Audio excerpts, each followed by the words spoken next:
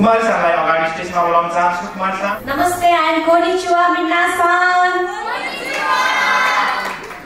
आज 2081 12 महिना 8 गते एस आसाई एजुकेशन कन्सल्टेन्सीले अर्गनाइज गर्नुभएको फेयरवेल प्रोग्राममा मलाई इन्भाइट गर्नुभएकोमा thank you so much.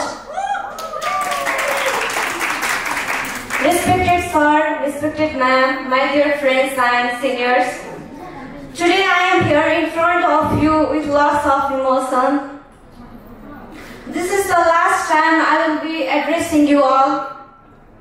Further, I have lots of memories. Thank you so much, Sensei and my dear friends.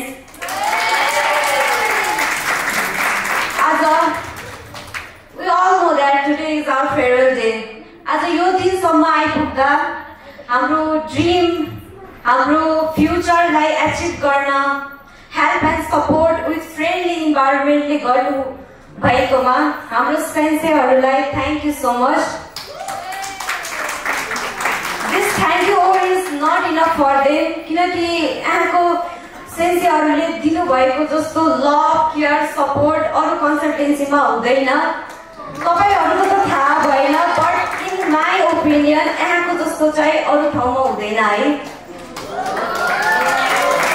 मैले यो कन्सल्टेन्सीको बारेमा गुगलमा सर्च गरेर यहाँको रेटिङ रिभ्यू हेरेर आएको थिएँ।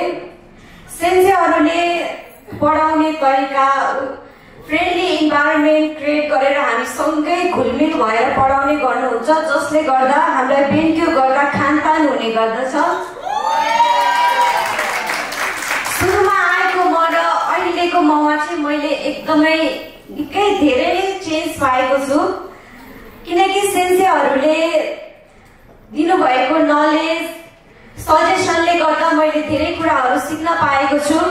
And I'm sure that all of you also feel like that, is it guys? Yeah!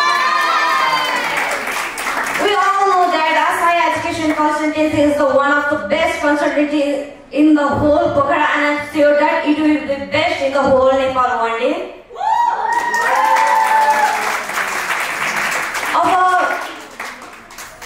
Yes farewell गएपछिको life र अथवा न्युन पुगेपछिको हाम्रो लाइफ नेपालको भन्दा पाक्को सान डिफ्रेन्ट हुन्छ। अब हजुरहरूले मैले नि एकदमै धेरै कामबाट्य गर्नुपर्ने हुन्छ र डिसिप्लिन मेन्टेन गर्नुपर्ने हुन्छ, किनकि अब हामीले आफै कमाउने, आफै आफ्नो हेल्थ केयर गर्ने, आफै आफ्नो फीको लागि पैसा बनाउने दिन आएको छ र सबैजनाले एकदमै कामबाट्य गर्नु होला, आफ्नो गोल नबिर्सिनु होला र जापान किन जाँदैछु भन्ने कुरामा एकदम ध्यान गर्नु होला र म पनि गर्नेछु।